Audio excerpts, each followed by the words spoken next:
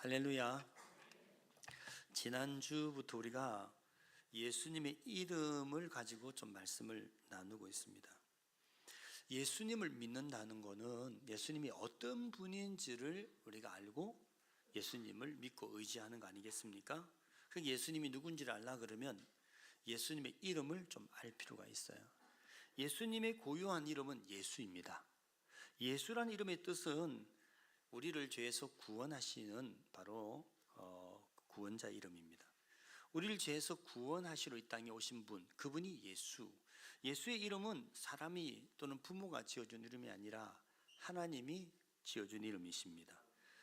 십자가에서 우리를 구원하기 위해서 피 흘리시고 우리의 모든 죄를 사하여 주심으로 우리를 구원하신 예수, 그 예수의 이름을 우리가 알고 믿고 부를 때에 우리는 죄로부터 구원을 얻게 될 줄 믿습니다. 예수님의 그 직분의 이름이 있습니다. 우리가 이제 당신이 누구입니다 이렇게 소개할 때 보면은 어떤 소속을 이야기를 하고 그 다음에 자기 이름을 이야기하고 또 직분을 이야기하잖아요. 저는 새누리 용강교회 담임 목사인 문동진입니다 이렇게 이야기하면 내가 소속은 새누리 용강교회 소속이고 나의 직분은 담임 목사이고 내 이름은 문동진이죠. 어떤 기업을 다니는 사람은 어느 회사에 또는 과장, 계장, 부장 아니면 사장 누구누구다 이렇게 소개합니다. 예수님도 그래요. 예수의 이름은 고유한 이름이고 그의 직분의 이름은 그리스도입니다. 그 직분은 그냥 얻는 게 아니에요. 여러분 처음 직장 들어간 사람은 직분이 없어요. 그래서 사원이라 그래요. 근데 좀 몇 년 다니면 직분을 줍니다. 대리도 되고 또 나중에는 과장도 되고 부장도 되고 나중에는 이사도 되고 사장도 되죠. 근데 이사 사장이 그냥 다는 거 아니에요. 이 사람이 많은 경력과 또는 실적을 올려야 거기에 걸맞는 직분을 주는 거죠. 예수님의 직분의 이름이 그리스도입니다. 그리스도에 대한 이 직분은 그냥 얻는 것이 아니에요. 예수 그리스도께서 그 그리스도의 직분의 이름을 얻기까지 예수님도 어떤 과정이 있었다고요. 성경에는 그 예수님이 어떤 과정을 통해서 그리스도라는 이름을 얻게 되었는지를 설명하고 있어요. 누가복음 24장 46절에서 47절 말씀을 함께 봅니다. 또 이르시되 이같이 그리스도가 고난을 받고 제3일에 죽은 자 가운데서 살아날 것과 또 그의 이름으로 제3을 받게 하는 회개가 예루살렘에서 시작하여 모든 족속에게 전파될 것이 기록되었으니 그랬어요. 예수님은 이 땅에 오셔가지고 많은 고난을 받으셨어요. 여러분 잘 알다시피 예수님께서 하나님의 보좌 우편에 앉아 계신 분인데 그분이 이렇게 사람이 오셔가지고 사는 것부터가 고난이에요. 고통이고. 어쨌든 예수님은 많은 고난을 받으시고 그리고 마지막에는 십자가에 죽으셨어요. 예수님께서 고난받고 십자가에 죽으신 거는 저의 죄와 허물을 용서하기 위함이죠. 자, 그런데 예수님께서 오늘 보니까 고난을 받고 이게 제3일에 죽은 자 가운데서 그랬으니까 죽었다는 이야기 아닙니까? 그리고 그 가운데서 살아나심으로써 그가 그리스도가 되셨다라고 하는 말씀하고 있어요. 그리스도라는 직분의 이름이 합당하게 얻기까지 예수님은 고난 받으시고 그리고 죽으시고 그리고 살아나셨어요. 사람들은 예수님을 십자가에 못 박아 죽였지만 하나님은 그를 살리심으로 그를 그리스도가 되게 하셨다, 그런 말씀이 있어요. 사도행전 2장 36절 보세요. 그런즉 이스라엘 온 집은 확실히 알지니 너희가 십자가에 못 박으니 예수를 하나님이 주와 그리스도가 되게 하셨느니라. 여기 보세요. 되게 하셨다잖아요. 그리스도이시다 이렇게 말한 게 아니라 예수님이 그리스도라는 이름을 하나님께서 얻도록 하셨다는 거예요. 그리스도라는 말의 뜻은 기름 부음을 받은 자라는 뜻이에요. 이 그리스도라는 이 말 헬라어는 구약의 히브리어 메시아라는 단어를 번역한 이름입니다. 그러니까 그리스도는 바로 기름 부음 받은 메시아, 구세주라는 뜻을 갖고 있어요. 구약에서는 왕과 선지자와 제사장들을 세울 때 하나님이 기름을 붓게 하셨어요. 그러니까 아무나 왕이 되고 아무나 제사장이 되고 아무나 선지자가 되는 게 아니에요. 하나님이 기름을 부어서 성결되게 한 자들만 그 사람이 제사장이 되고 그 사람이 선지자 되고 그 사람이 왕이 되는 거예요. 예수님은 바로 그렇게 선지자로 제사장으로 왕으로서 이 땅에 오신 기름 부음 받은 자요, 그분은 그리스도요 메시아 구세주라는 거예요. 하나님의 기름 부음 받은 그리스도께서는 철저하게 하나님의 뜻에 복종하며 하나님의 뜻을 이루기 위해서 철저하게 하나님께 의존하면서 그 뜻대로 사셨어요. 예수 그리스도께서 이제 우리들에게 죄를 사하고 그리고 우리를 하나님 앞에 나아가게 하시려고 예수님은 십자가에 죽으셨을 뿐만 아니라 다시 살아나셔서 그분은 선지자요 제사장이요 왕으로서 지금 우리 앞에 있는 거예요. 선지자 그리고 왕, 제사장, 그 이름에 걸맞는 이름을 하나님이 예수님에게 주셨다는 거예요. 여러분, 우리는 그래서 오늘 세 가지 예수님의 그리스도로서의 이 직분의 이름의 그 방향, 선지자로서의 그리스도, 왕으로서의 그리스도, 제사장으로서 그리스도의 모습을 함께 좀 살펴보려고 합니다. 이스라엘 백성들이 애굽에서 바로의 왕의 학정 속에 430년 동안 신음하며 살았어요. 하나님이 그 백성들을 이제 인도하려고 인도자를 하나님이 세웁니다. 바로 모세라는 사람을 하나님께서 부르셨어요. 왜 모세를 부르셨을까요? 많은 사람이 있었을 텐데, 모세는 이스라엘 백성들을 애굽에서 인도해 내 가지고 광야를 이스라엘 사람들이 가게 되는데, 그 광야라는 곳은 사막이죠. 그래서 바람 불면은 발자국이 다 사라져 버려요. 길이 없어요. 그래서 길이 없는 길을 걸어갈 수 있는 뭔가 길을 아는 사람이어만 이 광야길 인도하는 인도자가 될 수 있는 거예요. 하나님은 모세를 이스라엘 백성을 구원하려고 또는 광야길을 인도하는 인도자가 되게 하시려고 40년 동안 미디안 광야에서 살게 하셨어요. 그러니까 광야를 살면서 광야를 잘 익히고 광야에서도 보이지 않는 가운데 길을 아는, 그리고 길을 인도할 수 있는 인도자로서 모세를 하나님이 주목한 거예요. 여러분, 인생은 광야길을 가는 것과 같은 거예요. 여러분, 내일의 길이 보이시나요? 안 보이잖아요. 그래서 마치 광야길과 같은 거예요. 이 광야와 같은 인생의 길을 걸어가는데 우리에게 누가 필요할까요? 좋은 가이드가 필요해요. 선지자라는 것은 하나님께서 말씀하신 것을 전함으로 하나님의 뜻을 알려주는 사람이죠. 다시 보면 그 선지자는 우리의 좋은 가이드가 되는 거예요. 요한계시록 7장 16절 17절 한번 봅시다. 그들이 다시는 줄이지도 아니하며 목마르지도 아니하고 해나 아무 뜨거운 기운에 상하지도 아니하리니 이는 보좌 가운데 계신 어린 양이 그들의 목자가 되사 생명수 샘으로 인도하시고 하나님께서 그들의 눈에서 모든 눈물을 씻어 주실 것임이라. 오늘 여기 말씀 보면요, 어떤 사람들이 길을 가는데 줄이고 목마르고 해나 뜨거운 기운에 상하는 일들이 있었던가 봐요. 그런데 오늘 말씀 보니까 보좌에 계신 어린 양 대신 그분이 목자가 돼가지고 우리를 인도하시는 삶이 되면 이 사람은 줄이지도 아니하고 목마르지도 아니하고 해나 아무 뜨거운 기운에 상하지도 아니하게 될 거라는 거예요.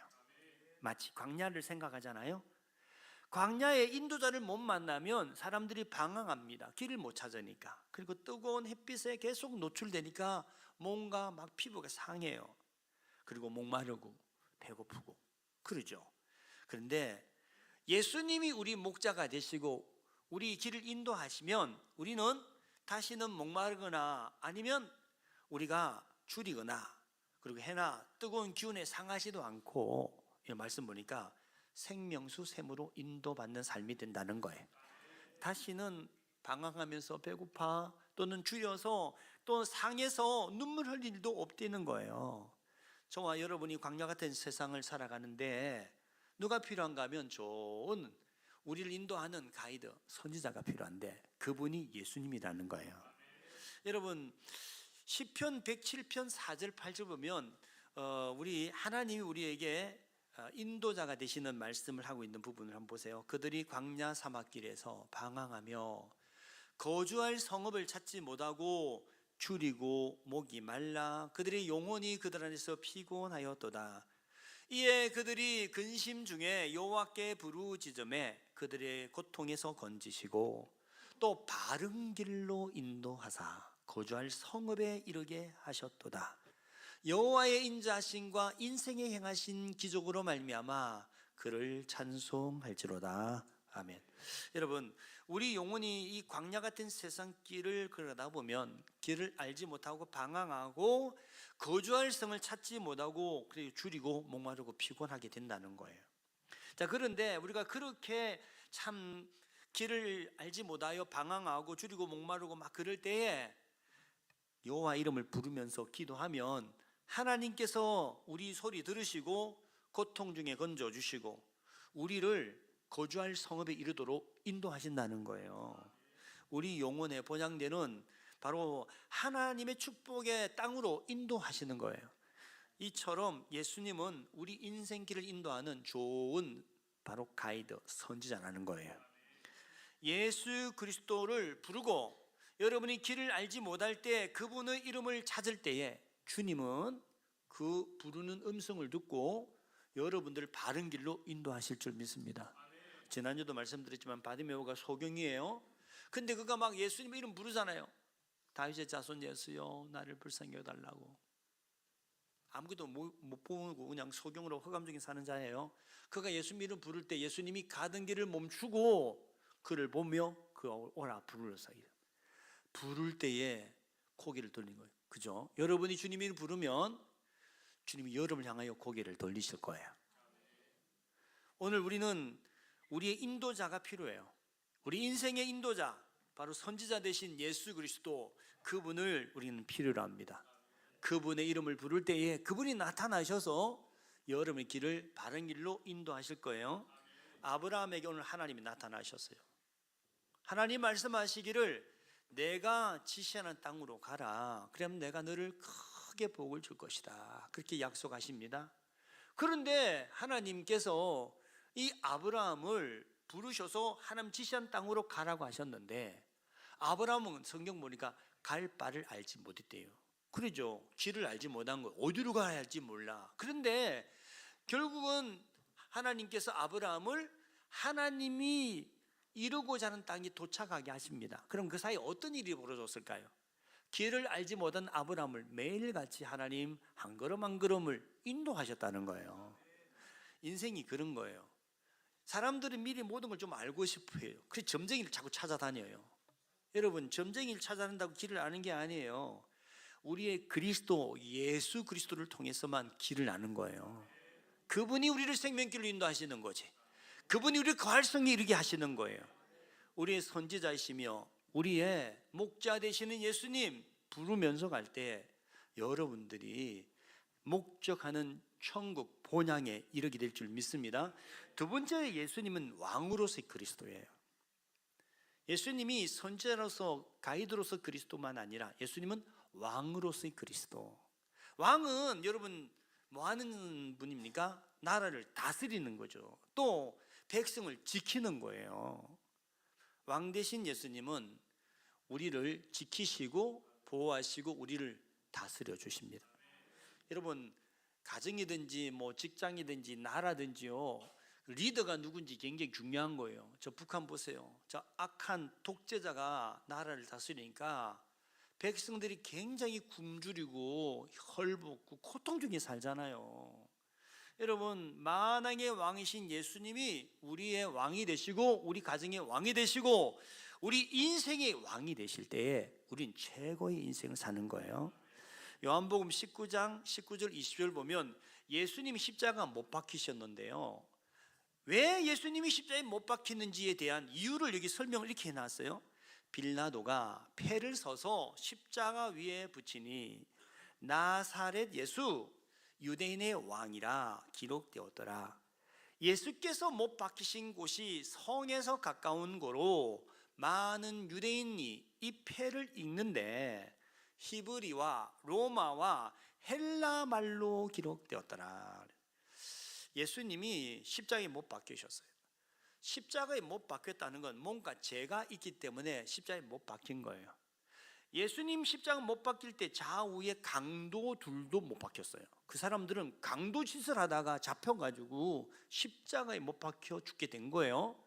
근데 예수님은 무슨 강도 짓이나 무슨 나쁜 짓을 해서 십자가에 못 박힌 게 아니고, 예수님이 십자가에 못 박힌 이유는 바로 여기 보니까 임금이라 왕이라는 이유 때문에 못 박혔다는 거예요. 나사렛 예수, 유대인의 왕이라고 하는 제패가 딱 기록됐대잖아요.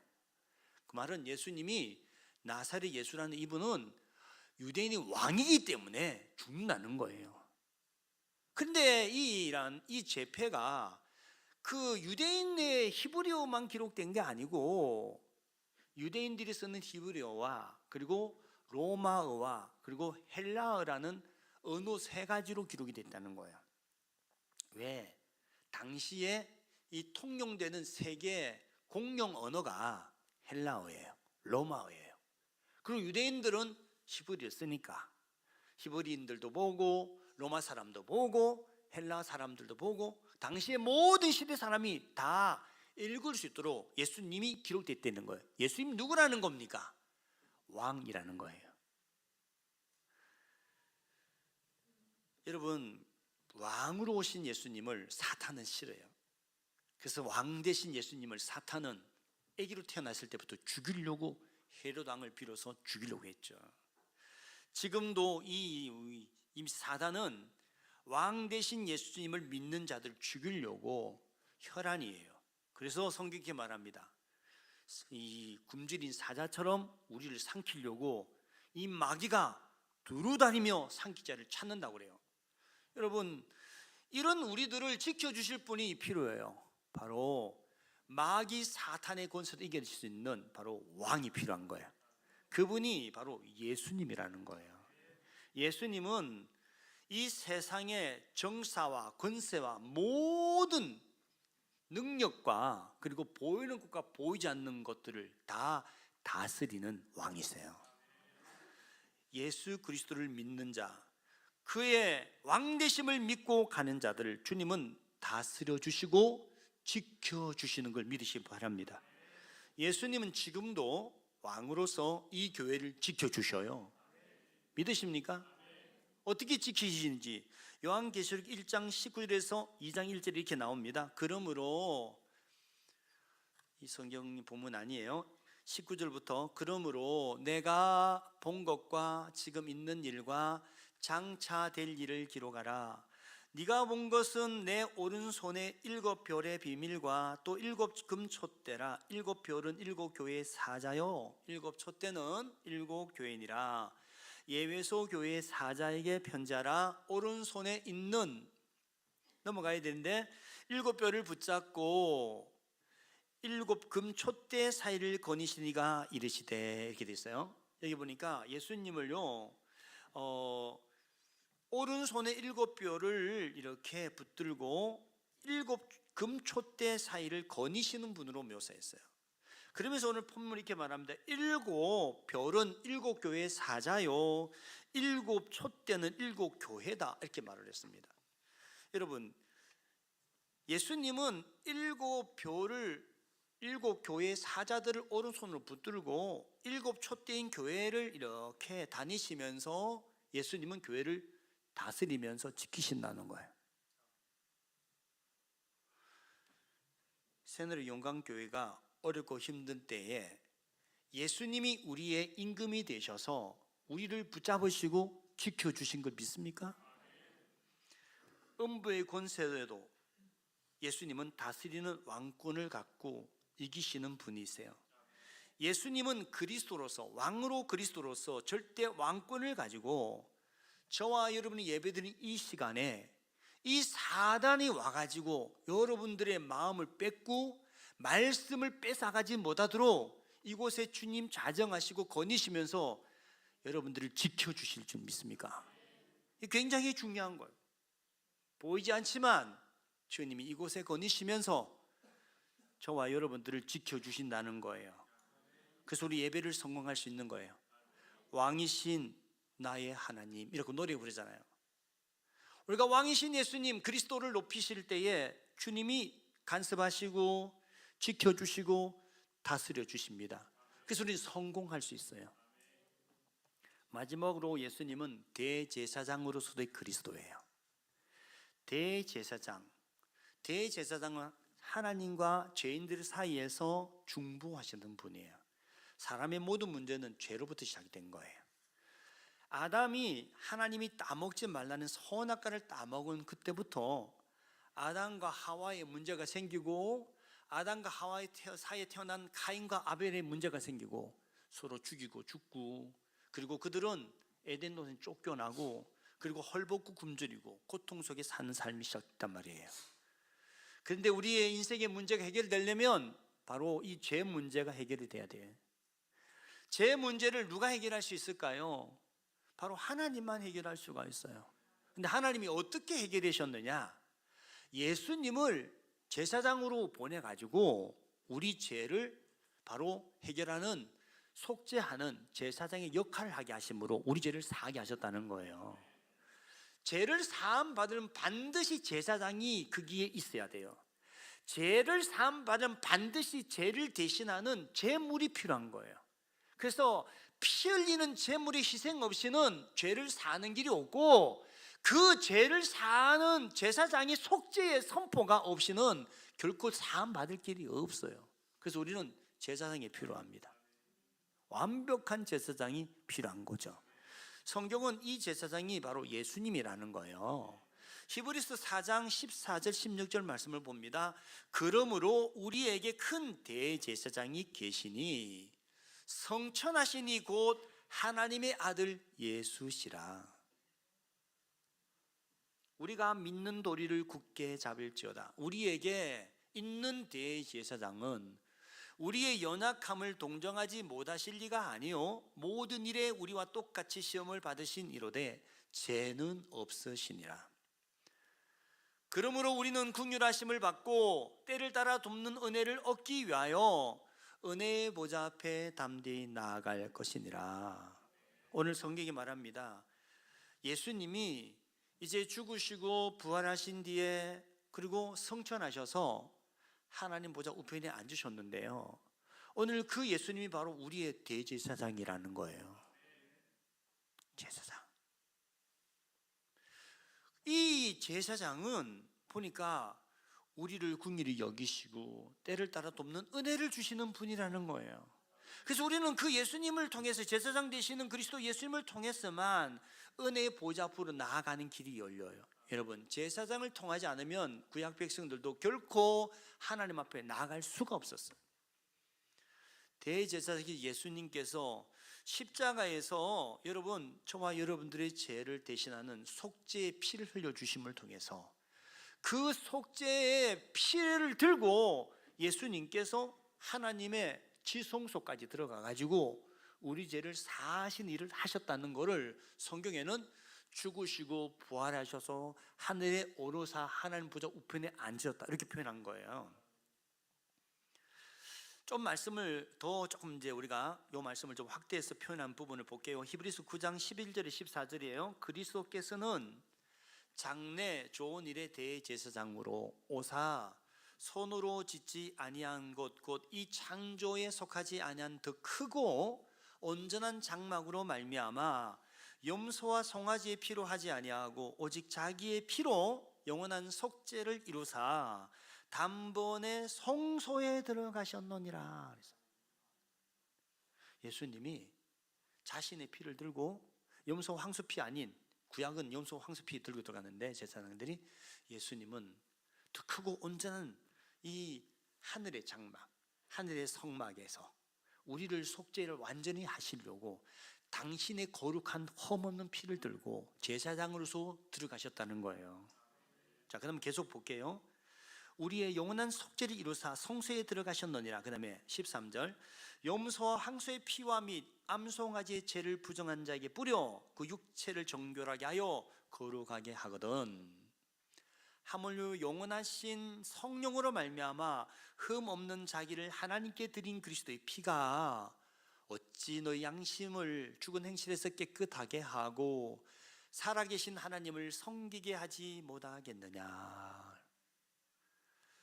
예수님이 하늘 우편에 앉으심은 영원한 대제사장으로서 하늘의 더 크고 온전한 참 성소인 하늘의 정말 성소의 대제사장으로서 이제 자기 피를 들고 완전한 속죄를 하기 위해서 들어간 거라는 거예요. 예수님의 그 피는 염소와 항소 피와 달라서 이 피는 완전한 속죄를 가져준대요. 영원한 속죄를 가져다 준다는 거예요. 죽었다가 살아나셔서, 그리고 살아나셔서 그리스도로서 제사장이 그리스도가 되신 예수님께서 하나님의 성소에 들어가 가지고 우리 죄를 대신하여 당신의 피를 하나님께 드림으로 우리를 완전히 용서하여 주시는 속죄를 주셨다는 거예요. 성경에 보면 구약에 이제 사람이 죄를 지었을 때 보면요, 그 죄인이 먼저 제물을 들고 와요. 소나 양이나 들고 오면 먼저 소나 양의 머리 얹고 자기 죄를 고백하게 합니다. 그런 자기로부터 작게 해요. 피를 제사장이 받아가지고 그 다음에 제단에 뿌리거나 아니면 지성소 들어가서 속죄소에 뿌리는 거거든요. 그래서 예수님께서 세례를 받으실 때 마치 사람이 죄를 지은 죄를 지은 사람이 소나 양을 가져와가지고 머리 얹고 이렇게 자기가 죄를 고백하듯이 하는 장면이 연출되는 거예요. 세례요한이 예수님을 뭐라고 말했는가 하면 세례 줄 때에 보라 세상 죄를 지고 한 어린 양이라고 했어요. 예수님이 양이고 세례요한이 마치 제사장처럼 손을 얹고 사람을 대표해서 안수한 거예요. 그리고 예수님이 죽으신 거예요. 이해가 되셨습니까? 그래서 예수님이 제사장이면서 예수님이 제물이야. 그래서 당신이 양으로 죽음 당하는 그 피를 당신이 제사장으로 들고 하늘의 참 성소에 들어가셨다는 거예요. 제사장이 그 피를 들고 성소에 들어갔다 나와 가지고 하는 일이 있어요. 뭘 하는가 하면 성경이 말합니다. 제사장이 속죄할지니 너희가 죄 사함을 얻게 될 거라 그랬어요. 주님이 죽으심이 당신의 피를 들고 하나님께 들어간 거라면 부활하시면 나오셔서 우리를 죄가 속해졌다고 선포하는 속죄의 선포라 이 말이에요. 그래서 주님은 완전한 속죄를 이루신 거예요. 사랑하는 성도 여러분, 죽었다가 살아나신 제사장이신 예수 그리스도께서 우리의 죄를 대신하는 속죄의 제물로 죽으셔서 피 흘리시고, 그리고 대제사장으로서 그분이 당신의 피를 들고 하나님 앞에 들어갔다가 나오셔서 속죄를 선포한 이것이 바로 그리스도의 사역인데 바로 부활이라 이 말이죠. 그 성천하셔서 우편에 앉아 계신 것은 지금도 여러분과 제가 죄를 지을 때마다, 기도할 때마다 하나님 아버지의 앞에 나아가서 우리 죄를 용서하기를 빌며 우리 위해서 기도하면서 사시는 분으로 계시다는 거예요. 한 사람이 죄를 짓고 그 죄를 용서받으려면 많은 소와 양이 죽어야 했어요, 구약에서는. 왜냐하면 사람이 평생 동안 한 번만 죄를 짓는 게 아니라 매일같이 죄를 짓는 거거든요. 그래서 소나 양을 계속 잡아야 해요. 그렇지 않으면 속전, 돈을 바쳤어요, 제물을 대신해서. 그런데 얼마나 바쳐야 되느냐? 여러분, 한 사람의 죄값을 대신한 값을 얼마나 바치면 될까요? 그걸 여러분이 이제 쉽게 계산해 보면 되는데요, 여러분 사랑하는 자녀를 얼마를 주면 파시겠습니까? 대답해 보세요. 100만 원이면 팔겠어요? 1000만 원이면 팔겠습니까? 10억을 주면 팔겠나요? 안 팔아. 이건 돈으로 사고 팔 수 있는 가치가 아니기 때문이에요. 왜 하나님이 우리 죄를 사하시기서 독생자 예수님을 이 땅에 속지 않은 어린 양으로 보내셔서 죽으셨는가 하면 우리 죄가 너무 크고 그 어떤 것으로 죄값을 대신할 수 없기 때문에 그래요. 한번 보세요. 시편 49편 7절 8절 말씀 한번 봅니다. 아무도 자기 형제를 구원하지 못하며 그를 위한 속전을 하나님께 바치지도 못할 것은, 그 다음 읽어보세요. 그들의 생명을 속량하는 값이 너무 엄청나서 영원히 마련하지 못할 것임이니라. 어떤 사람도 자기와 자기 형제나 자기 부모나 자기 자녀를 위하여 이 죄를 사하는 속량의 값을 만들려고 하면 불가능하다는 거예요. 억만금의 돈으로도 한 영혼의 구원의 값이 되지 않는다는 거죠. 예수 그리스도를 하나님은 우리의 죄를 용서하시는 속량의 제물로 이 땅에 오게 하셨고 피 흘려 죽게 하신 걸 믿습니까? 주님의 그 크신 놀라운 사랑을 지금 표현하려고 하나님이 이렇게 표현한 거예요. 내가 너희가 평생 벌어도 마련할 수 없는 죄의 값을 내 아들 독생자 예수에게 다 지어가지고 그를 대신 죽게 한 거야. 그러면 여러분 어떤 말씀하고 싶은 걸까요? 그러니 네 스스로가 시시한 존재가 아닌 걸 알아야 돼. 내가 너를 구원하려고 얼마나 비싼 값을 지불한지 알아? 내 아들 독생자를 너 대신 속량값이 되게 하신 거라고. 그래서 우리가 가치 있게 인생을 살아야 될 이유가 여기 있는 거예요. 우린 시시하지 않아요. 예수 그리스도, 그 이름은 선지자요, 왕이요, 대제사장의 이름이에요. 그분 우리를 인도하는 인도자요, 그분은 우리를 다스리는 왕이요, 우리의 죄를 완전하게 속죄하고 우리를 위해서 기꺼이 내놓으신 바로 제사장이신 분이라는 뜻이에요. 여러분, 대통령의 비서실장도요, 대통령 이름 갖고 힘 얻기 힘주고 삽니다. 우리는 예수 이름으로 힘주고 사셔야 되지 않겠습니까?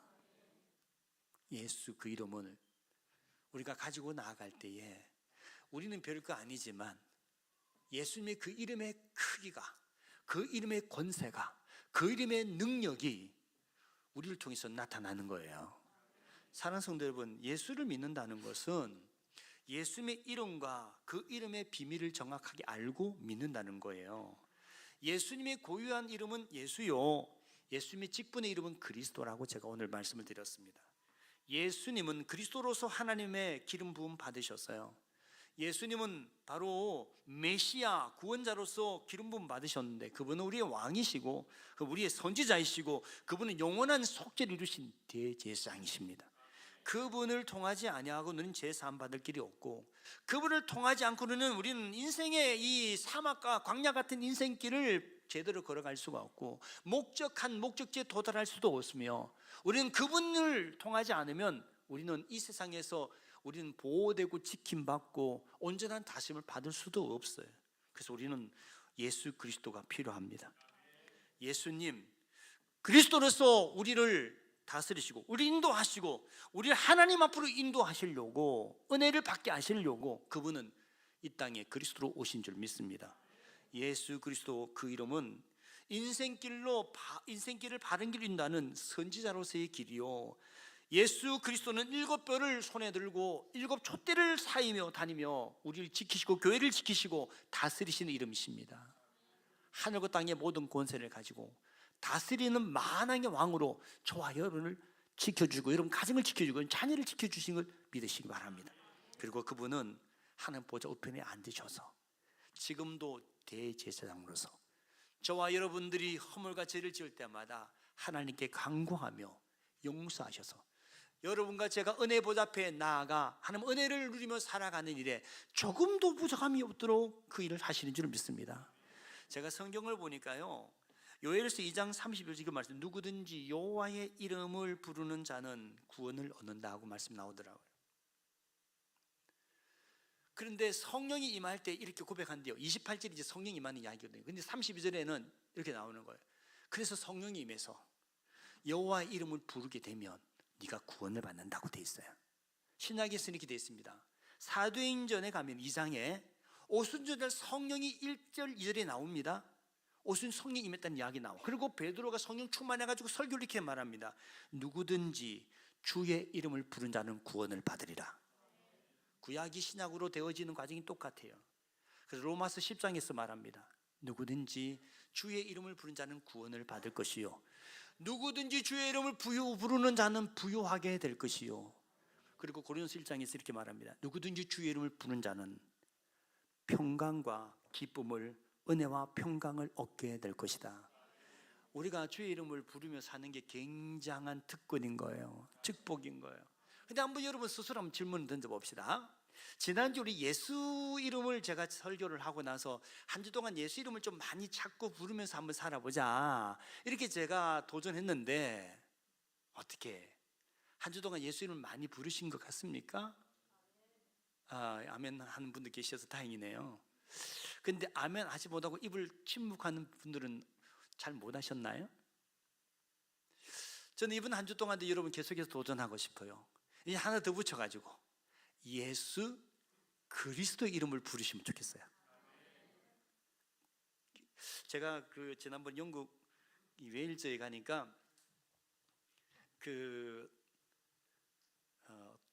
로버트 토마스라고 하는 그 이제 웨일즈 부흥 운동을 했던 그분이 청년의 시절 다녔던 교회가 엘리야 교회인데, 그 교회 가니까 이렇게 이제 뭐 그 교회에 대한 소개를 해놨더라고요. 이 교회는 옛날에 그 하여튼 부흥운동, 웨일즈의 부흥운동했던 이 청년이 다녔던 교회라고 그러면서 적어놨는데, 그게 이렇게 이 웨일즈의 부흥운동은 말씀을 통해서가 아니고 기도를 통해서가 아니라 찬양을 통해서 일어난 부흥운동이라 이렇게 돼 있더라고요. 그러니까 부흥운동이 말씀을 통해서 부흥운동도 일어납니다. 기도할 때 부흥운동이 일어납니다. 그렇죠? 예, 여러분 그 미국의 부흥운동은 오두막에서 막 기도하다가 일어난 부흥운동이거든요. 자, 근데 이런 부흥운동이 여러 가지 나는데 중요한 건 것 같아요. 기도하든지 말씀을 듣든지. 근데 웨일즈는 찬양하면서 부흥이 됐대요. 예수의 이름을 부르는 찬양을 드리고 예수 이름으로 기도를 하고 예수 이름을 믿는 말씀을 듣게 될 때에 여러분 영혼이 살아나고 부흥이 되고 교회가 살아나고 부흥이 되는 거예요. 여러분 영혼이 살아나기를 원하십니까? 성령 충만하기 원하십니까? 이번 한 주 동안 예수 그리스도 이름을 좀 불러보면서 한번 지내보시면 어떨까요? 오늘 우리가 찬양을 불렀는데요, 그래 주의 이름을 부르는 찬양을 통해서 우리가 기도하는 마음으로 함께 이 찬양 불렀으면 좋겠어요.